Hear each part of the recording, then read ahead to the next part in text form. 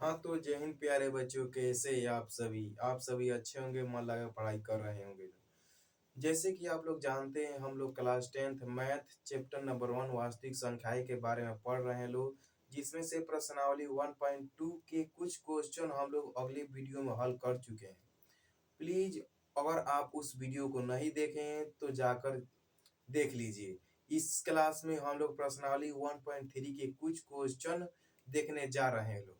तो आइए आप लोग सीखिए कि किस तरह इस क्वेश्चन को लगाया जाता है, क्योंकि प्रश्नावली 1.3 के क्वेश्चन महत्वपूर्ण है जो बिहार बोर्ड में आने वाला प्रश्न है। तो चलिए हम लोग प्रश्नों का हल करते हैं।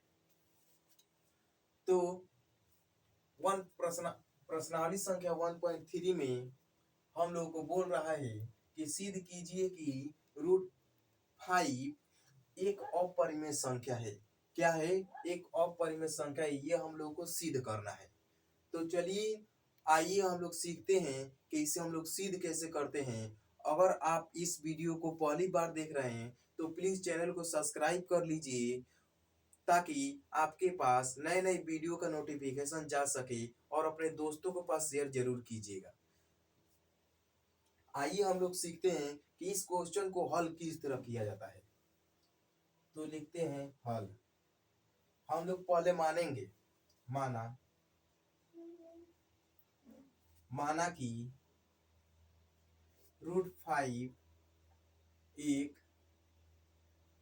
परिमेय संख्या है।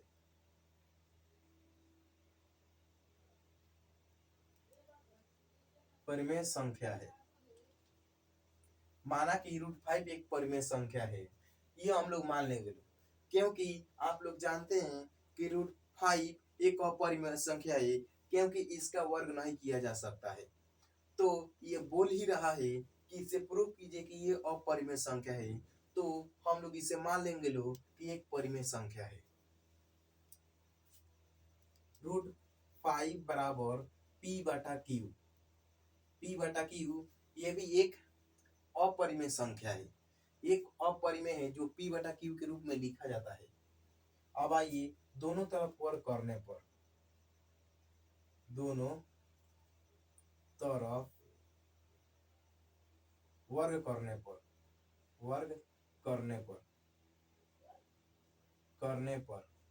अब दोनों तरफ वर्ग किया जाएगा, तो रूट 5 का वर्ग किया जाएगा बराबर में P/Q, यानी दोनों का वर्ग किया जाएगा। आप लोग जानते हैं कि जब रूट 5 ये रूट के अंदर रहता है और इसके ऊपर स्क्वायर लगा रहता है, तो ये स्क्वायर से ये रूट कट जाता है।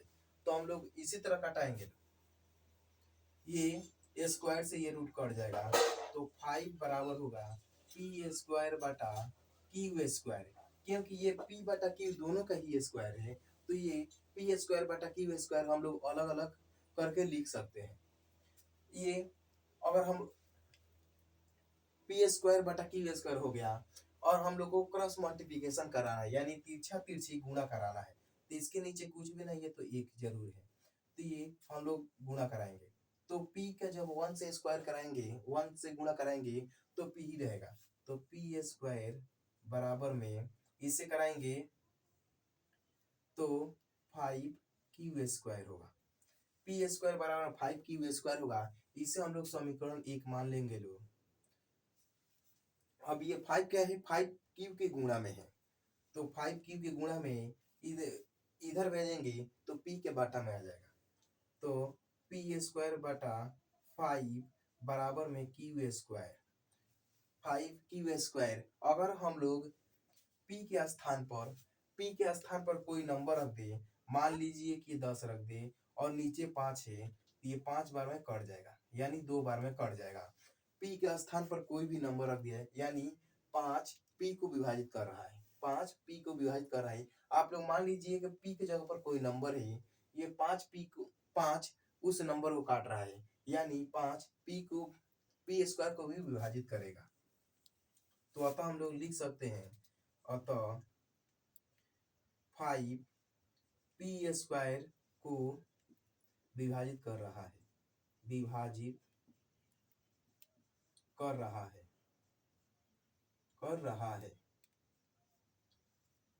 5 पी स्क्वायर को विभाजित कर रहा है तथा 5 पी को भी विभाजित करेगा, विभाजित करेगा। जब ये पी स्क्वायर को विभाजित कर रहा है यानी हम लोग कह सकते हैं कि पी को भी ये विभाजित करेगा, पी को भी विभाजित करेगा। और पी को कितनी बार में विभाजित करेगा? जब कोई नंबर पी के स्थान पर जब कोई नंबर हम लोग मान लेंगे लोग 10 15 20 10 15 20 यानी हम लोग 10 से मान लिए, पी के स्थान पर 10 मान लिए और नीचे 5 है तो ये 5 से कटेगा 2 बार में, 2 बार में 5 से कट जाएगा। तो हम लोग इसी को देखना है कि 5 पी स्क्वायर को कितने बार में भाग दे रहा है यानी कितने बार में काट रहा है। 5 पी स्क्वायर को कितने बार में काट रहा है यानी हम लोग मान लेंगे लोग, इसको भी मानेंगे लोग। 5 पी को एम बार में विभाजित कर रहा है, विभाजित कर रहा है। हम लोग मान लेंगे लोग कि 5 है जो पी को एम बार में विभाजित कर रहा है यानी एम बार में काट रहा है। तो पी स्क्वायर 5 गुणे एम बराबर पी हो जाएगा, 5 गुणे एम बराबर पी हो जाएगा क्योंकि जब 5 को पी से गुणा करेंगे, सॉरी 5 को एम से गुणा करेंगे तभी पी के बराबर आएगा, तभी पी के बराबर आएगा। यानी 5 गुणे एम बराबर पी हो जाएगा। अब फिर से दोनों तरफ वर्ग करने पर, दोनों तरफ वर्ग करने पर दोनों तरफ वर्ग करने पर तो 5 का स्क्वायर गुणे एम का स्क्वायर बराबर में पी का स्क्वायर, ये समीकरण हम लोग 2 मान लेते हैं लोग, समीकरण 2 मान लिए। अब समीकरण दो में पी स्क्वायर यानी पी स्क्वायर का मान ये है, पी स्क्वायर के मान रखने पर समीकरण 2 में पी स्क्वायर का मान रखेंगे तो 5 स्क्वायर गुणे एम स्क्वायर बराबर में पी के स्थान पर पी स्क्वायर का हम लोग मान रखेंगे लोग, तो 5 क्यू स्क्वायर। आप लोग जानते हैं लोग 5 का स्क्वायर 25 होता है यानी 25 गुणे एम का स्क्वायर बराबर में 5 गुणे क्यू का स्क्वायर होगा। यानी ये 5 25 को 5 बार में कटा देगा यानी 5 गुणे एम बराबर क्यू स्क्वायर हो गया, 5 गुणे एम बराबर क्यू स्क्वायर हो गया। ये एम क्या है? एम गुणा में है, तो एम गुणा में है तो एम स्क्वायर बराबर क्यू स्क्वायर बटा 5 यानी 5 जो है क्यू स्क्वायर को विभाजित कर रहा है। अतः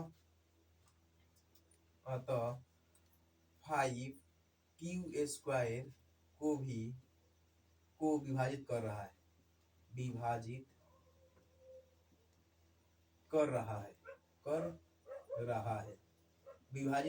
है, तथा 5 क्यू को भी विभाजित करेगा,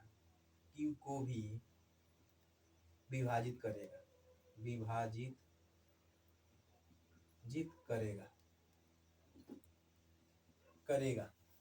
और आपको समझ में आ रहा है तो प्लीज कमेंट जरूर कीजिए ताकि हम देखकर आपका परेशानी दूर कर सके और आपको और बेहतरीन समझा सके कि तरह 5 क्यू को विभाजित करेगा। आप लोग जानते हैं लोग कि 5 एक परिमेय संख्या है, ये रूट में था तो अपरिमेय था, अब रूट हट गया है तो ये परिमेय संख्या है।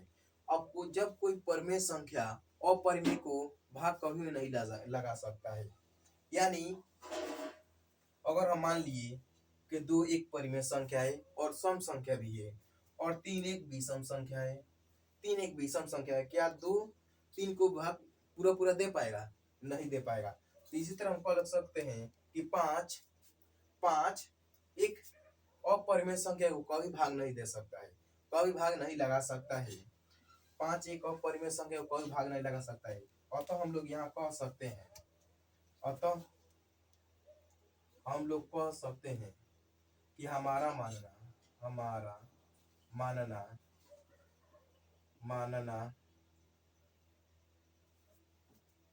हमारा मानना गलत है, यानी विरोधाभास है। विरोधाभास है, हमारा मानना गलत है यानी विरोधाभास है कि विरोधाभास है कि √5 एक परिमेय संख्या है, परिमेय संख्या है। क्योंकि यह हमारा मानना गलत है, हमारा मानना गलत है कि √5 एक परिमेय संख्या है। ये वास्तव में है क्या है? ये वास्तव में अपरिमेय संख्या है। तो लिख देंगे कि √5 एक अपरिमेय संख्या है, अपरिमेय संख्या है, अपरिमेय संख्या है, अपरिमेय संख्या है, अपरिमेय संख्या है। और आप लोगों को समझ में आया तो प्लीज कमेंट जरूर कीजिए और अपने दोस्तों के पास शेयर कर दीजिए ताकि वो भी इस क्लास को देखकर सीख सके। आप लोग जानते होंगे थोड़ा कठिन है, लेकिन आप एक दो बार प्रैक्टिस कीजिएगा तो ये आसान हो जाएगा। फिर से हम समझा देते हैं। हम लोग को प्रश्नावली 1.3 पढ़ रहे हैं लोग, जिसमें से क्वेश्चन नंबर 1 है, ये सिद्ध करना है कि √5 एक अपरिमेय संख्या है। तो हम लोग मान लेंगे, माना कि √5 एक परिमेय संख्या है। आप लोग जानते हैं लोग कि √5 का वर्ग नहीं किया जा सकता है, इसीलिए हम लोग मान लेंगे लोग कि √5 एक परिमेय संख्या है। जब परिमेय संख्या है तो √5 बराबर पी क्यू के रूप में लिखा जाएगा। तो दोनों तरफ वर्ग किया जाएगा, दोनों तरफ वर्ग किया जाएगा तो √5 का वर्ग होगा तो स्क्वायर से रूट कट जाएगा, यानी पी स्क्वायर बटा क्यू स्क्वायर होगा, पी स्क्वायर बटा क्यू स्क्वायर होगा। ये दोनों तरफ क्रॉस मल्टीप्लिकेशन कराने के लिए कुछ भी नहीं, ये तो 5 के नीचे 1 है तो 1 से कराएंगे तो पी स्क्वायर बराबर 5 क्यू स्क्वायर, जिसे हम लोग समीकरण 1 मान लेते हैं। अब ये 5 क्यू के गुणा में है तो पी स्क्वायर बाटा ये 5 का होगा, पी का और भेजा जाएगा तो ये बाटा में आ जाएगा। तो पी स्क्वायर बटा 5 बराबर क्यू स्क्वायर होगा। यानी अतः हम लोग कह सकते हैं कि 5 पी को विभाजित करेगा। अगर आप चाहते हैं तो पी के स्थान पर कोई और नंबर सोच सकते हैं, यानी जब पी के स्थान पर कोई और नंबर रखेंगे, यानी मान लें कि पी के स्थान पर हम लोग 10 रख रहे हैं और नीचे क्या है 5 है, तो ये 2 बार में काटा देगा। यानी पी के स्थान पर कोई नंबर रखिएगा तो 5 से विभाजित होगा, यानी हम लोग 5 से पी को विभाजित हो जाएगा, 5 से पी स्क्वायर विभाजित हो जाएगा, यानी 5 पी स्क्वायर को विभाजित करेगा। जब 5 पी स्क्वायर को विभाजित कर रहा है यानी 5 पी को विभाजित करेगा, 5 पी को विभाजित करेगा। तो हम लोग कह सकते हैं, अब कह सकते हैं कि 5 पी को कितने बार विभाजित करेगा। तो हम लोग कह सकते हैं कि 5 पी को m बार में विभाजित करेगा, यानी 5 पी को m बार में विभाजित करेगा। जब विभाजित करेगा तो इसका जब इसमें गुणा किया जाएगा तभी ये p के बराबर आएगा। जब इसमें गुणा किया जाएगा, कोई भी नंबर आएगा इसमें गुणा किया जाएगा तभी इसके बराबर आएगा, तभी विभाजित होगा। यानी 5m बराबर p होगा। दोनों तरफ फिर से वर्क करेंगे तो 5 का स्क्वायर गुणे m का स्क्वायर बराबर p का स्क्वायर। अब ये समीकरण 2 मान लीजिए। समीकरण 2 में p स्क्वायर के मान रखने पर तो 5 का स्क्वायर गुणे m का स्क्वायर बराबर 5 क्यू स्क्वायर में, यानी p का मान रख दीजिए 5 क्यू स्क्वायर, p का मान ये है, p स्क्वायर का मान ये है, p स्क्वायर का मान रख दीजिए तो 5 का स्क्वायर 25 होगा, m का स्क्वायर m ही रहेगा, ये 5 क्यू स्क्वायर होगा। अब ये 5 25 को 5 बार में काट दे रहा है तो 5 गुणे m स्क्वायर बराबर क्यू स्क्वायर हो जाएगा। तो m स्क्वायर बराबर क्यू स्क्वायर बटा m हो जाएगा, m स्क्वायर बराबर क्यू स्क्वायर बटा 5 हो जाएगा। यानी हम लोग कह सकते हैं, फिर से हम लोग कह सकते हैं कि 5 जो है 5 वो क्यू स्क्वायर को विभाजित कर रहा है। अगर फिर से क्यू स्क्वायर की जगह पर कोई भी नंबर सोच लीजिए, ये 5 जो है विभाजित करेगा। यानी हम लोग फिर से कह सकते हैं कि 5 पी स्क्वायर को विभाजित कर रहा है तथा 5 पी को विभाजित करेगा, यानी जब स्क्वायर का विभाजित कर दे रहा है तो ये 5 पी को विभाजित करेगा। अतः हम लोग कह सकते हैं कि हमारा मानना एक गलत है, गलत यानी विरोधाभास है। हम लोग कह सकते हैं कि हमारा मानना एक विरोधाभास है कि √5 एक परिमेय संख्या है, √5 एक परिमेय संख्या है, अतः यह क्या है, एक अपरिमेय संख्या है। हम लोग का ये अपरिमेय संख्या ये प्रूफ हो गया, PROVED प्रूफ हो गया। तो चलिए हम लोग मिलते हैं अगले वीडियो में अगले क्वेश्चन के साथ। तो जय हिंद जय भारत, आप लोग अच्छे रहिए और प्लीज अपने दोस्तों को पास इस सेशन को शेयर कर दीजिएगा। जय हिंद जय भारत।